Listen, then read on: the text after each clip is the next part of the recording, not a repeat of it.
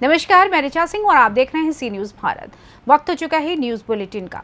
Bulletin में पहली खबर बहराइच से है, जहां नवा जिलाधिकारी मोनिका रानी ने कलेक्ट्रेट का किया निरीक्षण।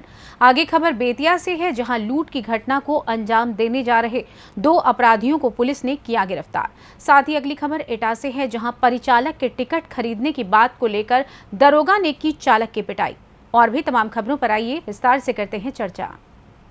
खबर बहराइच से है, जहां नवागढ़ जिलाधिकारी मोनिका रानी ने शनिवार को पदभार संभालने के बाद देर शाम कलेक्ट्रेट का निरीक्षण किया।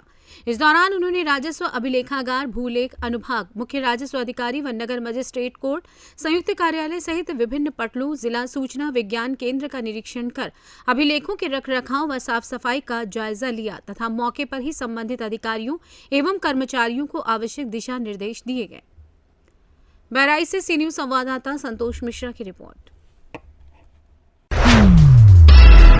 खबर बगहा के रामनगर से है, जहां रामनगर पुलिस को बड़ी उपलब्धि मिली है। गुप्त सूचना के आधार पर पुलिस ने 2 अपराधियों को गिरफ्तार किया है। इस संबंध में थानाध्यक्ष अनंतराम ने बताया कि लौकरिया थाना क्षेत्र के किराना व्यवसायी सीएसपी एवं फाइनेंस कर्मी से लूट के लिए गए थे। लूट में नाकामयाब होने के बाद वापस घर जा रहे थे, तभी रामनगर पुलिस को मिली गुप्त सूचना के आधार पर अपर थानाध्यक्ष लालबाबू यादव के नेतृत्व में टीम गठित कर बेली मसान पुल से मोटरसाइकिल के साथ 2 लोगों को गिरफ्तार कर लिया गया। बता दें कि दोनों के पास से पुलिस ने 2 देशी दुनाली कट्टा बरामद किया है। वहीं आरोपी भागने की फिराक में थे, लेकिन उससे पहले ही पुलिस ने उन्हें पकड़ लिया। अपराधियों की पहचान बेलसंडी गांव निवासी उमेश कुमार एवं सिटी बखरी निवासी अभिमन्यु कुमार के रूप में हुई है। वहीं दोनों को हिरासत में लेकर विरुद्ध प्राथमिकी दर्ज कर जेल भेज दिया गया है। गिरफ्तार किया गया है। हाँ, बीते दिनांक 20/5/2023 को संध्या करीब 17 बजे गुप्त सूचना मिली कि एक स्प्लेंडर मोटरसाइकिल पर बिना नंबर के लक्ष्मीपुर चौराहा की तरफ से 2 अपराधकर्मी पिस्तौल के साथ आ रहे हैं, रामनगर की तरफ आ रहे हैं। इस सूचना पर वरीय पदाधिकारी को अवगत कराते हुए तत्काल एक टीम गठित की गई, जिसमें कुवनी लालबाबू प्रसाद यादव, कुवनी संतोष कुमार, पूषानी मनोज प्रसाद एवं डीएपी सशस्त्र बल के जवान को तुरंत प्रस्थान किया और बेली चौक के पास नहर पर मशान नदी के शैफन के पास ये किया जाने लगा, चेकिंग किया जाने लगा। उधर से जो भी गाड़ियाँ आ रही थी चेक किया जाता। इसी क्रम में बिना नंबर के स्प्लेंडर मोटरसाइकिल आई, जिसे रोका गया। तो गाड़ी रुकते ही दोनों अपराधकर्मी भागने का प्रयास करने लगे, जिन्हें पुलिस बल के सहयोग से पकड़ लिया गया। पकड़ाया दोनों अपराधकर्मियों से। बेतिया से सी न्यूज संवाददाता विनोद कुमार की रिपोर्ट। खबर एटा जनपद से है, जहां थाना मलावन के पुलिसकर्मियों की गुंडागर्दी सामने आई है, जहां पुलिस ने परिवहन निगम के महोबा डिपो की बस के परिचालक के साथ मारपीट की, जिससे वो बेहोश हो गया। दरअसल दरोगा बस की मुफ्त में यात्रा करना चाहते थे, लेकिन बस परिचालक ने टिकट पीछे वाले स्टाफ से बनाने को कहा, जिसको लेकर दरोगा ने मारपीट शुरू कर दी और थाने ले जाकर बंद करने की धमकी दी। वहीं परिचालक द्वारा बनाए गए वीडियो को भी जबरन डिलीट कर दिया। एटा से सी न्यूज संवाददाता कौशल प्रताप सिंह की रिपोर्ट।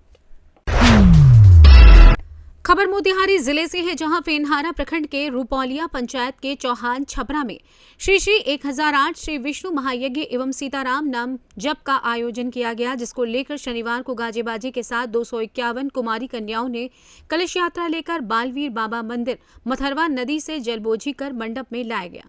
वहीं यज्ञकर्ता अयोध्या से आए श्याम सुंदर ठाकुर ने बताया कि 20 मई से 30 मई तक इस यज्ञ का समय निर्धारित है। यहाँ पर श्रद्धालु के लिए भंडारा, झूला, रामलीला सहित कई प्रकार की व्यवस्था की गई है। वहीं इस कलश यात्रा में भाजपा अध्यक्ष रविंद्र तिवारी, साहेब महतो, शंभू सिंह, विपिन कुमार, संतोष शर्मा सहित सैकड़ों भक्तगण उपस्थित रहे। मोतिहारी से सी न्यूज संवाददाता गुलशन कुमार सिंह की रिपोर्ट। खबर रायसेन से है, जहां 70 वर्षीय शांति बाई ने अपनी आप बीती मुख्यमंत्री जनसेवा शिविर में अधिकारियों को सुनाई। दरअसल शांति बाई को विधवा पेंशन मिलती थी, लेकिन गांव के सचिव ने उनको पोर्टल पर मृत घोषित कर पेंशन बंद करवा दी। पति की मौत के बाद 2 साल तक शांतिबाई को पेंशन मिली, जिसको लेकर अब शांतिबाई दर दर भटक रही हैं। हालांकि जनपद सीईओ आशीष जोशी ने कहा कि जल्द ही शांतिबाई की पेंशन शुरू की जाएगी। ऐसी कई शिकायतें अनेक ग्राम पंचायतों से शिविर के दौरान सामने आ रही हैं, जिनमें गुटबंदी के चलते कई निराश्रितों की पेंशन किसी न किसी कारण ग्राम पंचायत के सचिवों अथवा रोजगार सहायकों द्वारा बंद करवा दी गई है। वहीं इसको लेकर जनपद पंचायत के सीईओ आशीष जोशी का क्या कुछ कहना है, आइए सुनवाते हैं। क्या हो गया? बोले और मर गए हैं हम। कैसे पता चली? भजान कुंदा तो सुबह ला के गए थे और हम सोई गए थे एक दिन पहले। सर, बड़गुआ पंचायत में एक शांतिबाई महिला है, उसे मृत बता दिया गया जबकि वो जिंदा है। जी, ये बड़गवा पंचायत का मामला संज्ञान में आया था। मैं अभी पिछले 3 से 4 दिन पहले बड़गवा पंचायत में एक जन समस्या निवारण शिविर में गया था। वहाँ पर वो समस्या आई है तो उसको उसकी आईडी रिकवर करवाने के लिए हमने राज्य स्तर पर भेज दी है। उसको रिकवर करवा के हम उसकी पुनः पेंशन चालू करवा रहे हैं। ये और साथ ही सचिव और ग्राम रोजगार सहायक जो तत्कालीन समय में थे उनसे स्पष्टीकरण मांगा है कि आखिर क्या कारण था उस वक्त ये जो हुआ है वो आखिर कैसे ये त्रुटि हो गई। तो उनसे स्पष्टीकरण आने पर स्पष्ट पता चलेगा कि क्या त्रुटि है, किस त्रुटि के कारण ऐसा हो पाया। Thank you. रायसेन से सी न्यूज संवाददाता अरशद मसूद की रिपोर्ट।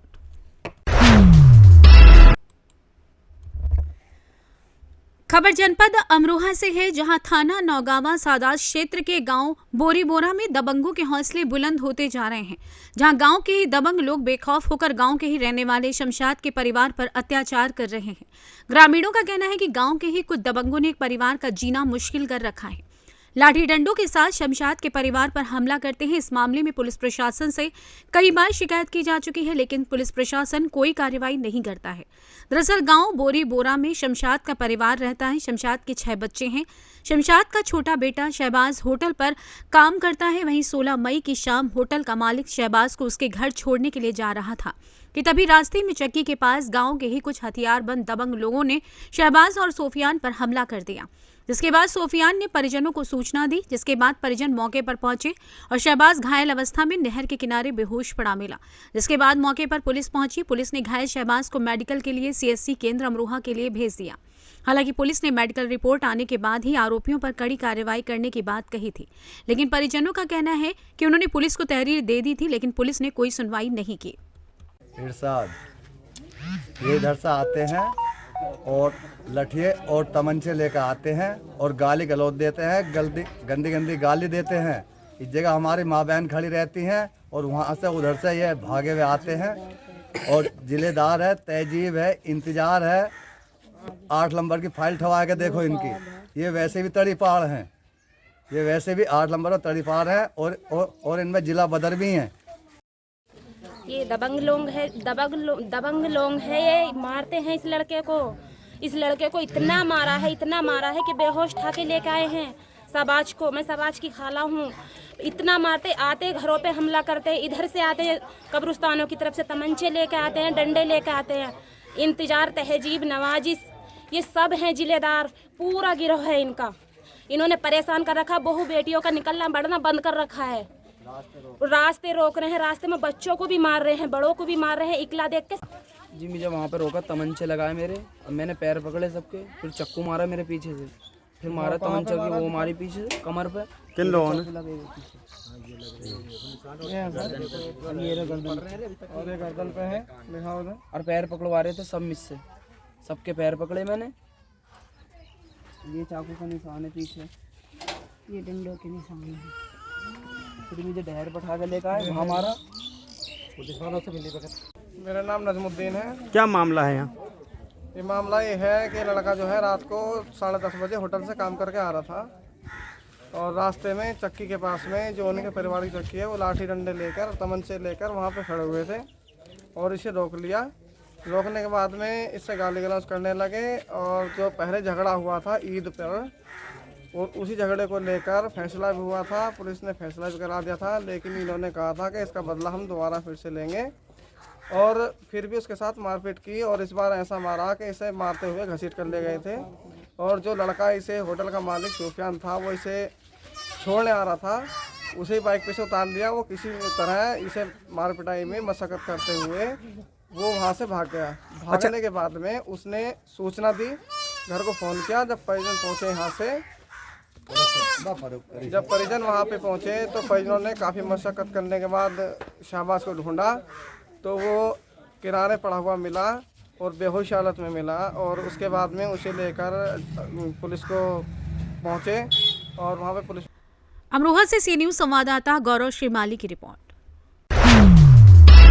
खबर गोरखपुर जनपद से है, जहां विकासखंड बेलघाट अंतर्गत टिकुलिया ढाड़ में 4 साल पहले संतोष विश्वकर्मा के बिजली का करंट लगने से मौत हो गई थी। पति की मौत के बाद से महिला अपने 4 बच्चों के साथ रहती है।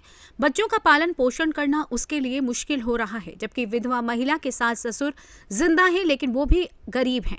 ससुर विश्वकर्मा पैरालिसिस है, जिसके कारण वो कोई काम नहीं कर पाते हैं। वहीं पति के मर जाने के बाद महिला का संघर्ष आत्मनिर्भरता की ओर बढ़ चला है। महिला ने ठान लिया है कि जीवन को जीने के लिए संघर्ष करना पड़ेगा, इसलिए समाज की परवाह न करते हुए और बच्चों की पढ़ाई और सास ससुर की परवरिश के लिए महिला ने धुलाई सेंटर खोल दिया है। साथ ही लोगों की गाड़ियों को धोने के लिए धुलाई सेंटर भी खोलकर धुलाई का कार्य शुरू कर दिया है। आप देख रहे हैं सी न्यूज भारत। जी हाँ, बात करेंगे गोरखपुर के दक्षिणांचल छोर बेलघाट की। हमारी टीम जो है इस रास्ते से गुजर रही थी। आपको बताते चले, एक ऐसी महिला जो इस भीषण गर्मी में सड़क के किनारे धुलाई करती हुई दिखाई दी। हमारी टीम ने वहां पे पहुंची। आज बताते चले, इस महिला के जज्बे को हम सलाम करते हैं। जहां जानकारी मिली है, महिला के पति 2-3 वर्ष पहले मर गए हैं।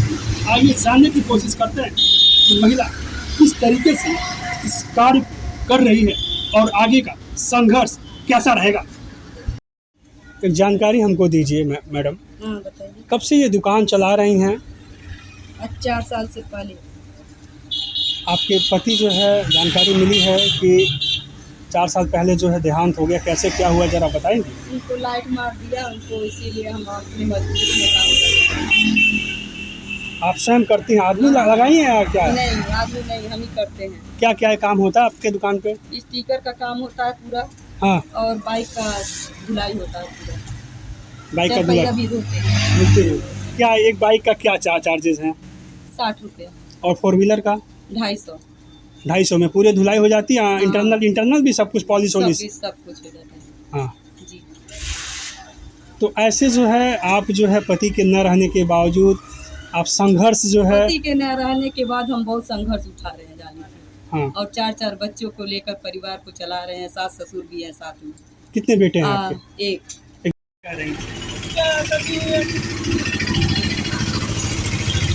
हमारे पति का ब्याज बंद है, 14 बरस हो गए, खरियत से रखा लड़का नहीं से मर गए।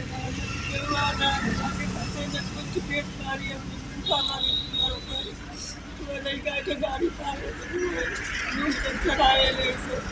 तो माता जी, जो बच्चे का देहांत हुआ था 4 साल पहले, कुछ सरकार से मदद मिला था? आपको नहीं पता? कुछ पता अन्य कैसा जो दे वाला के टोला के कितना साला नहीं भी ना मतलब के तरफ। जैसा कि इस महिला ने बताया है कि जीवन का संघर्ष, पति के 4 साल बीत जाने के बाद पति का जो है बिजली का करंट लगने से मौत हो गई थी।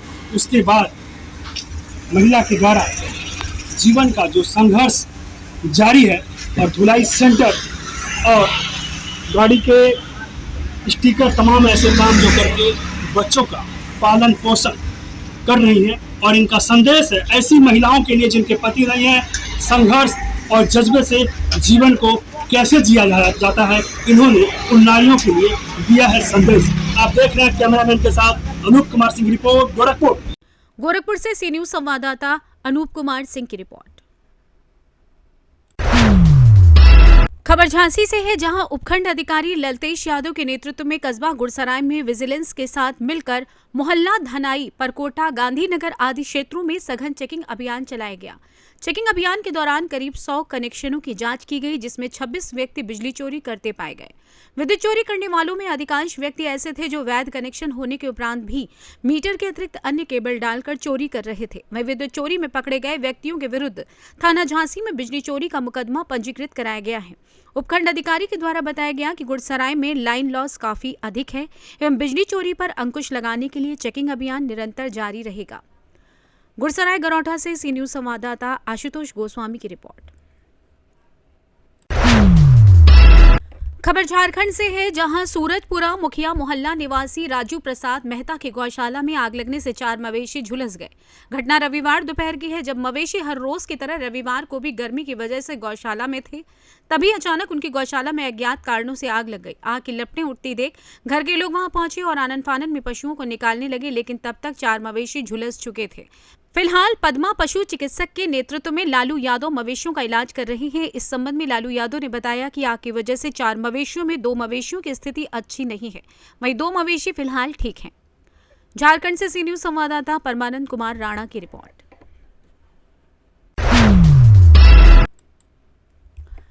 खबर कैमूर जिले से है, जहां कुदरा थाना क्षेत्र के डाक बंगला के पास बारातियों से भरी मैजिक में सामने से आ रही ट्रक ने जोरदार टक्कर मार दी, जिससे गाड़ी में सवार लोग घायल हो गए।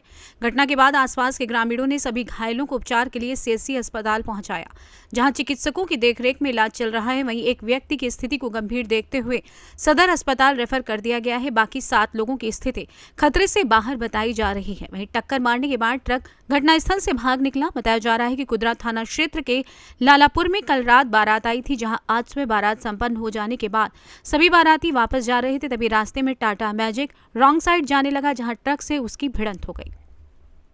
मैजिक वाला जा रहा था इस साइड से, रॉन्ग साइड से, और उधर से ट्रक आ रहा था। अब बामे दाहिने होने में ट्रक वाला आमने सामने टक्कर हो गया। हाँ, आमने सामने टक्कर हो गया और उसी में पूरा घायल हो गया। कितने लोग आए थे अस्पताल में?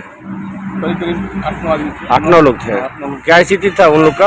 एक आदमी सीरियस है, बाकी लोग ठीक ठाक है, हल्के फुल्के हैं। बाकी सबका इलाज यहाँ पे हो गया। बाकी सबका। और जो सीरियस है उनका क्या हुआ? रेफर हो गया, भभुआ गए, भभुआ चले गए सरकारी एम्बुलेंस से। जी। क्या नाम है आपका? अरविंद सिंह। कैमूर से सी न्यूज संवाददाता संदीप की रिपोर्ट। फिलहाल न्यूज बुलेटिन में बस इतना ही। देश दुनिया की तमाम खबरों को जानने के लिए देखते रहें सी न्यूज भारत। हर खबर आपके साथ, आपके हाथ।